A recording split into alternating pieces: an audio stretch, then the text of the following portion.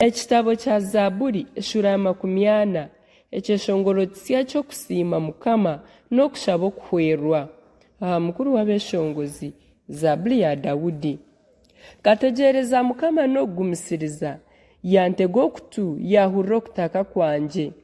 Yanyiha omu kiina ky'okwerekyereramu omu byondo. Yayemereza ebigyere byanje aha rukiri, yahamya entege zanje, yanyegesa ekyeshongoro kisya eky'okuhimbisa Ruhanga witu. Bingi baryakireeba batiine kandi besigye Mukama. Aine omugisha omuntu owu Mukama aba obwesigye bwe, otakubuukira banyamaryo n'obu baakuba abahabisibwa ba Ruhanga b'ebishuba. Ai Mukama Ruhanga wanje, ebyokutangaza ebi wakozire n'ebiteekateeko ebyoteekateekaho kani bingi, tihariho orikwingana niiwe.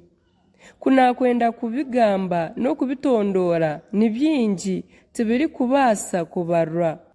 Ebitambo n'empongano tobishemererwa, amatu ganje ogigwire. Ebitambo eby'okwokyeza kimwe n'ebitambo by'ebibi torabyenzire. Nanye niko kugira nti reba niija, nk'oku kyampandiikirweho omuzingo gw'ekitabo, ninshemererwa okukora ebyokunda ai Ruhanga wanje, ebiragiro byawe biri omu mutima gwanjye. Mbuurire eby'okushikirira omutwe muhango gw'abantu. Rebe tindekire kugamba, niwe nookimanya ai Mukama. Tinsherekire by'okushikirira kwawe omu mutima gwanjye. Ngambire eby'okwesigwa kwawe n'okujuna kwawe, embabazi zawe n'amazima gawe timbisherekire mutwe muhango gw'abantu.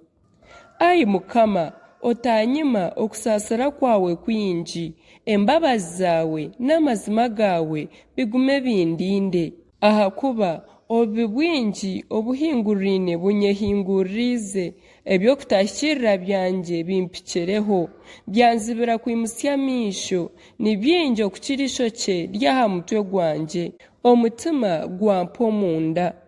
Ai Mukama, ikiriza kunjuna, orahuke kumpwera Mukama wanje. Abarikwenda kwerekereza amagara ganje bakwatwe enshoni, boona bashoberwe. Abarikwesiimira enaku zanje bagarure enyuma bagaywe.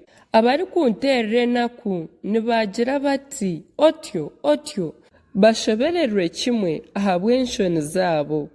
Boona abakusherura bashemererwe, bananukire omuri iwe. Abarikukunda okujuna kwawe bagume bagire bati Mukama aheebwe ekitiinisa. N'obu ndaabe ndi omworo kandi omukyene, konka Mukama anteekateekaho. Niwe muhwezi wanje kandi omujuni wanje, ai Ruhanga wanje, otatuuraho.